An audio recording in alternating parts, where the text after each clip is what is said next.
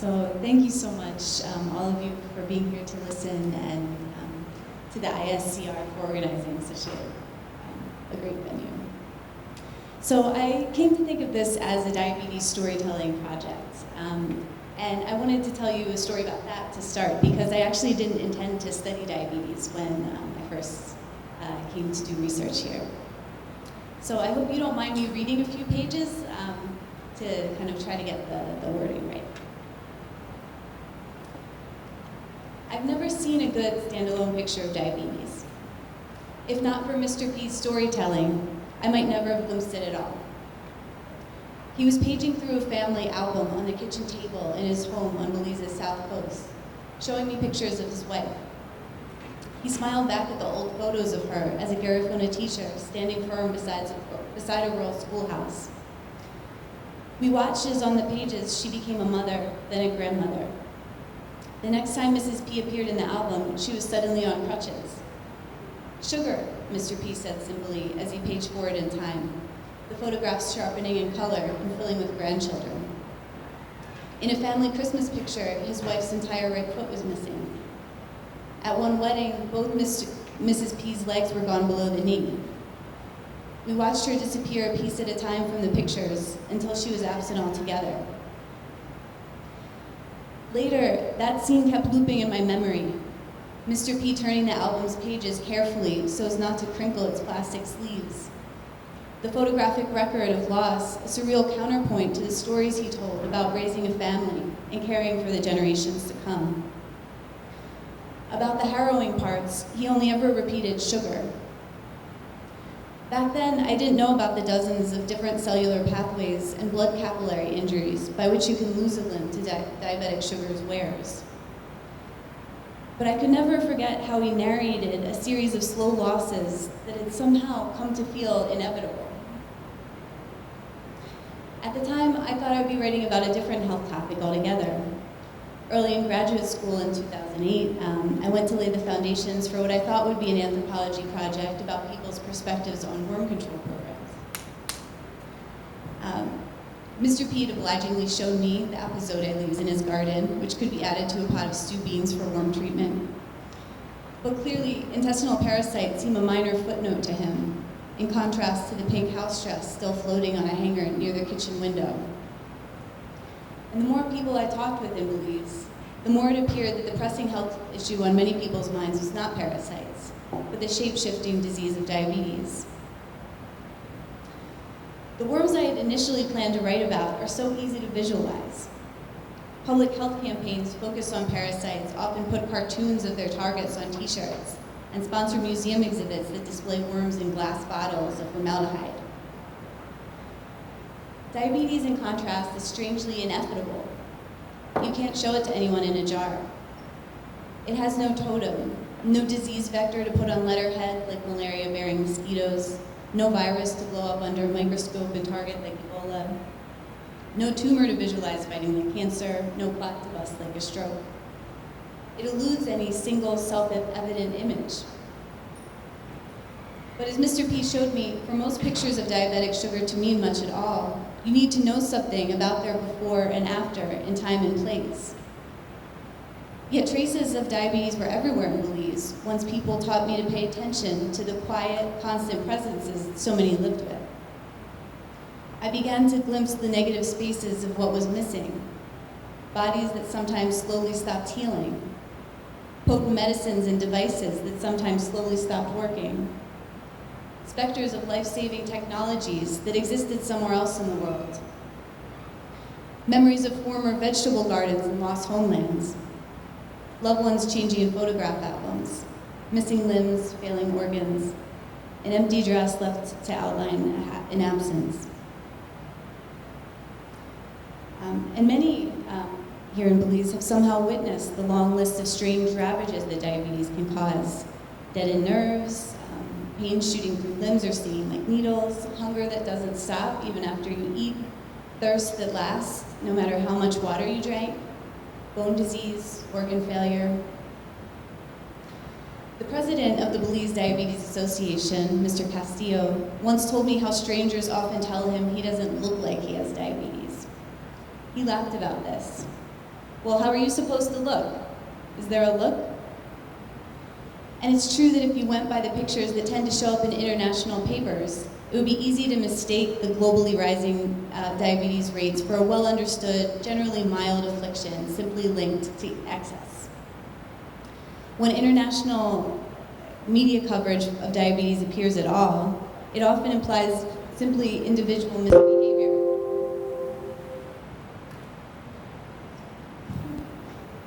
Try that again.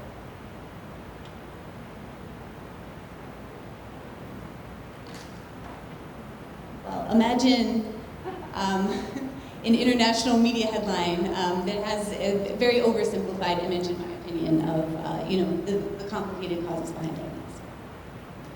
Okay. So these commonplace news stories and assumptions probably would not upset me so much if I hadn't once accepted some version of them myself. Although it took me a while to realize I was one in a long list of outsiders who traveled to Belize, places like Belize, assuming that infectious diseases must be the country's key health issues. Contagious conditions are serious matters too, of course. In the Sand Creek district, where most of my project became anchored, was experiencing one of the highest HIV/AIDS rates in Belize, and Belize one of the highest in Central America. Yet as Garifuna anthropologist Joseph Palacio observed of HIV/AIDS in Belize, it's a disease that's killing our people, but there are other diseases that are not receiving as much attention. There are diabetes, hypertension, and glaucoma. There's hardly one of us over 40 years of age who does not have one or more of these public health problems. And these perceptions translate into global funding numbers. Less than 2% of global health aid it goes to all chronic diseases combined. So during my initial visit to Dangria, I asked a prominent Garifuna physician for feedback on my proposed project. He urged me to focus on diabetes instead of parasitic ones. And many doctors worldwide are now also confused by the way diabetes itself is changing. Type 1, which makes up about 10% of the world's cases, used to be commonly referred to as juvenile diabetes, while more gradually developing type 2 was labeled adult onset, about 90% of cases. But today, more and more children are developing type 2, and more adults are developing type 1. And in fact, rates of type 1 are skyrocketing even faster than rates of type 2. So many of the people I met in Belize simply called the condition sugar. So I kind of came to frame my questions around this term of sugar.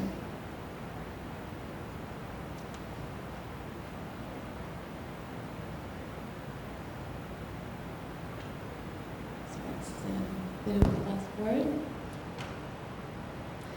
So this project is set in Belize, but it also signals a global story. Diabetes takes specific shape in each life, family, and nation, but it's also spreading and causing unevenly patterned injuries and deaths in nearly all countries in the world today.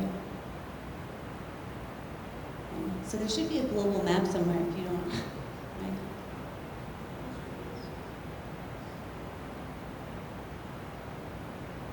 Thank you.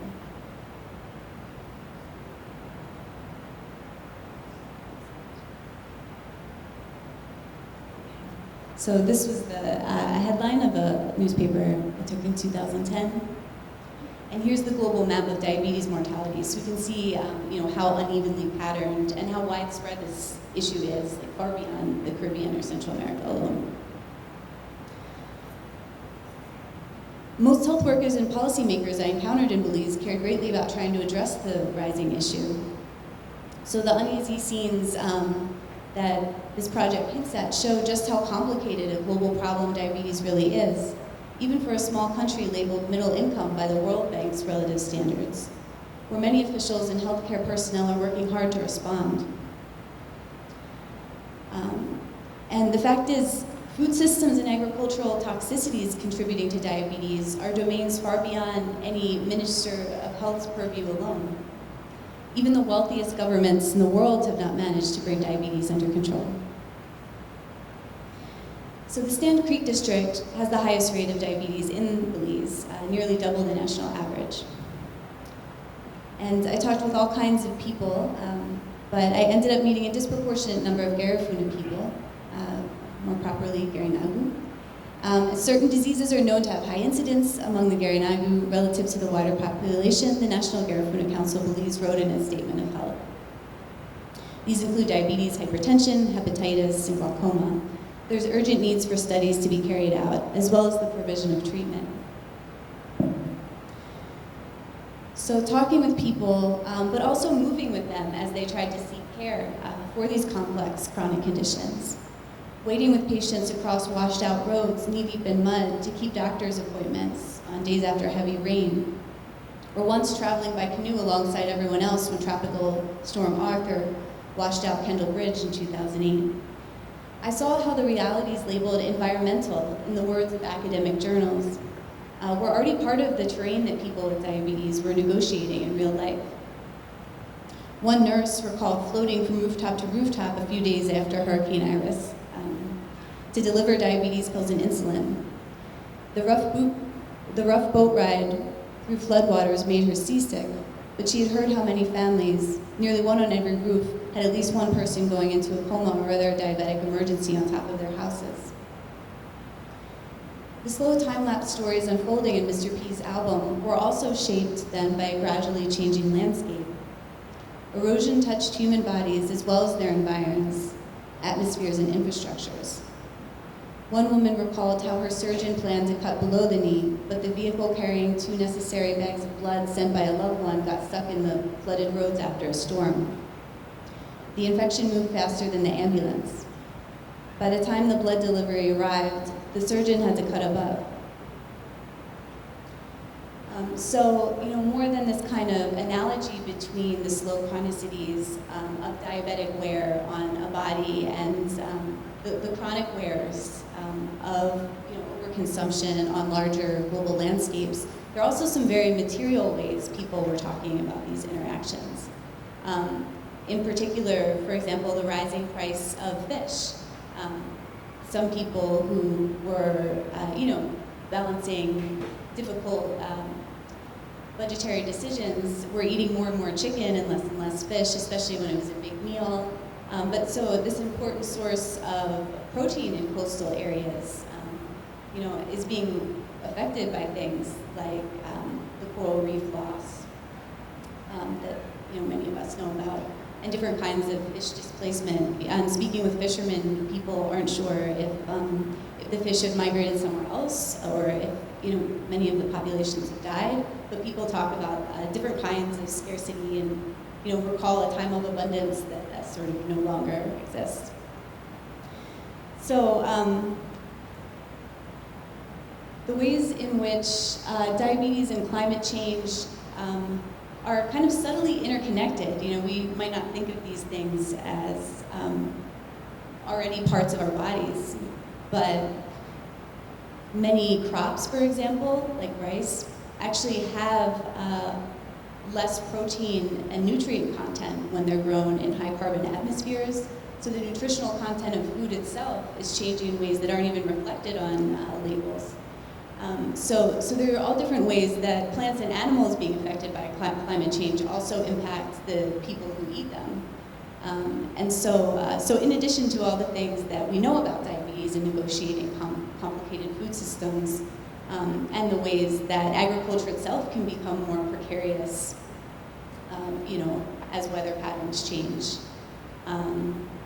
These are sort of compounding factors, adding additional complexities to people trying to rebuild food systems, in the wake of different kinds of colonial constraints that Belize is known for, and authors like Richard Wilk have written so much about.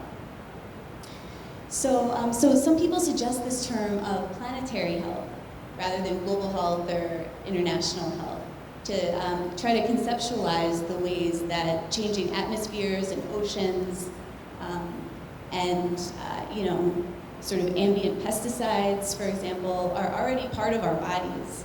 And diabetes in particular is considered something of like a bellwether condition for the ways endocrine disrupting chemicals, for example, impact the body, diabetes being a disease of the endocrine system. So all these little pieces somehow may come together. So one of the first expressions I heard for diabetes, and I'll kind of close with this, was traveling with sugar. And of course, sugar is a very common phrase for diabetes, and this was sort of just one formulation of my friend. But the kind of, the sense that that phrase captured for me, traveling with sugar, made me think of the ways it could feel like being on a strange trip or very long road, not knowing where sort of routes for care might end up, and people needing to navigate these for themselves somehow. And in certain idioms, traveling can also have all kinds of sort of metaphysical meanings. So for example, expressions like to take a trip or to get a passport can double as Garifuna euphemisms for death. And I remember stopping by one patient's house with a nurse after her children were told she was probably close to dying, and they told the nurse not to worry about checking her sugar. She was traveling now. And so that sense of traveling is both living and dying with sugar. It stuck with me as I was writing and thinking about the ways people were both navigating systems and the ways the planet itself is, living and dying with different forms of overconsumption that are somehow embodied in ways that can be so difficult to understand, but that have these real physical impacts on the slow kind of time-lapse squares that we can see in one way. We could say something like Google Earth, right, as we watch environmental change over time. I feel like I learned from Mr. P and how he described his family.